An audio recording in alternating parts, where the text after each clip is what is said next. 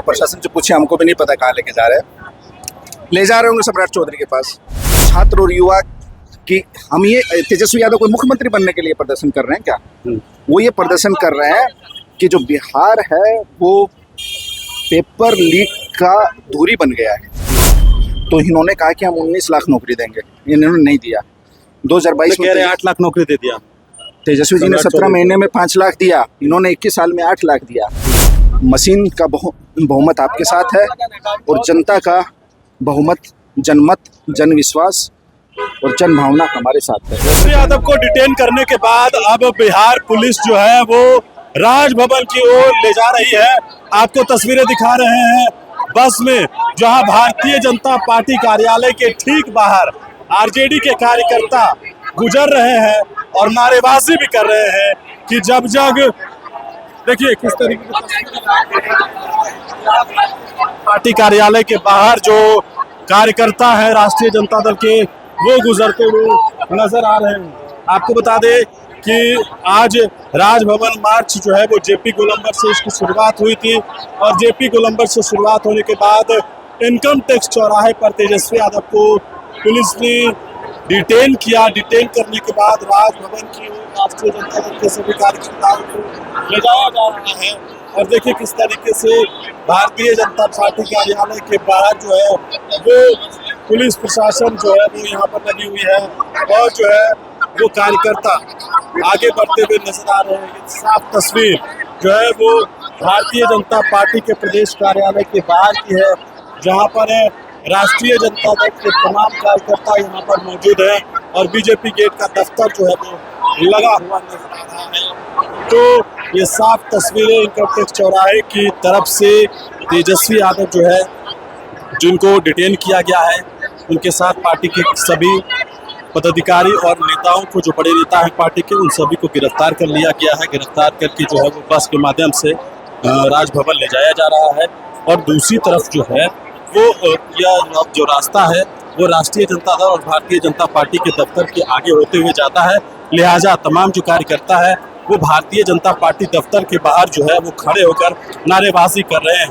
चंदा चोर गद्दी छोड़ के बाहर जो नारेबाजी है वो तमाम लोग करते हुए नजर आ रहे हैं।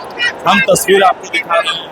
देखिए बस में तमाम लोगों को गिरफ्तार किया गया है, चाहे सुधाकर सिंह हो या अभय कुशवाहा हो या फिर पार्टी के और जो सीनियर लीडर्स हैं उन सभी को गिरफ्तार किया जा रहा है और गिरफ्तार करके जो है उन्हें राजभवन ले जाया जा रहा है। क्योंकि राजभवन मार्च के लिए यहाँ से निकले थे ये लोग और अब जो है वो भारतीय जनता पार्टी प्रदेश कार्यालय के बाहर जो है खूब नारेबाजी चल रही है। खूब जो ये तस्वीर आप देख रहे हैं किस तरीके की है, एक तरफ जहाँ भारतीय जनता पार्टी के कार्यकर्ता भी जो है वो यहाँ पर मौजूद हैं और दूसरी तरफ जो है वो राष्ट्रीय जनता दल के सभी कार्यकर्ता और बीच प्रशासन की नारेबाजी हो रही है।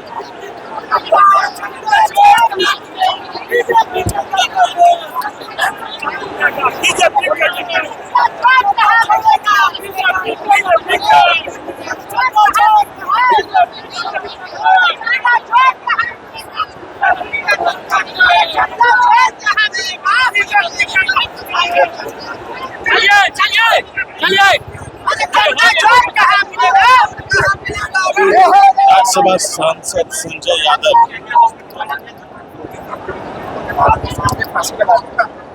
युवाओं के छात्रों की मांगों के लिए आप क्यों प्रदर्शन कर रहे हैं? आपके आंखों पर मुझे एक झूठ नजर आ रहा है, एक कट नजर आ रहा है। लगने से क्या होगा? ये कैसे लगा? अभी इसी प्रदर्शन में लगी है, हमको इतना थोड़ा ही ख्याल है। राज्यसभा सांसद संजय यादव है। इनकम टैक्स चौराहे पर तेजस्वी यादव को डिटेन कर लिया गया है और अब कहाँ ले जा रहे हैं लोग? वो प्रशासन से पूछे, हमको भी नहीं पता कहाँ लेके जा रहे हैं। ले जा रहे होंगे सम्राट चौधरी के पास। जिन मुद्दों को लेकर आप सड़कों पर हैं, क्या लग रहा है उसकी सुनवाई होगी?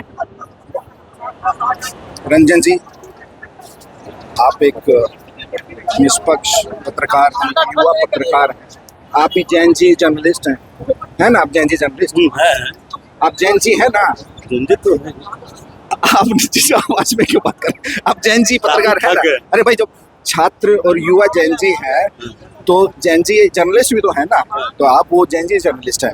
अब आप एक बात बताइए, छात्र और युवा की हम ये तेजस्वी यादव कोई मुख्यमंत्री बनने के लिए प्रदर्शन कर रहे हैं क्या? वो ये प्रदर्शन कर रहे हैं कि जो बिहार है वो पेपर लीक का धूरी बन गया है।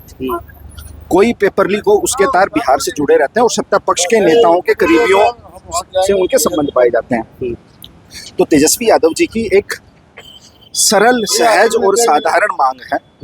उनकी ये मांग है जो बिहार की पूरी जो परीक्षा प्रणाली है वो निष्पक्ष हो, पारदर्शी हो, उसमें किसी भी प्रकार का भेदभाव ना हो, और जो गलती करते हैं उन पे अकाउंटेबिलिटी फिक्स हो, मतलब उनकी जवाबदेही फिक्स हो, परीक्षा नियमित अंतराल पे हो, उसमें किसी और परीक्षा की पवित्रता बरकरार रहे, ये मांग। और फिर क्या कह रहे हैं तेजस्वी जी?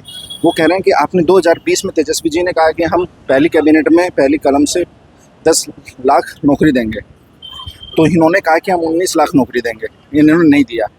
2022 में 8 लाख नौकरी दे दिया तेजस्वी जी ने 17 महीने में 5 लाख दिया, इन्होंने 21 साल में 8 लाख दिया।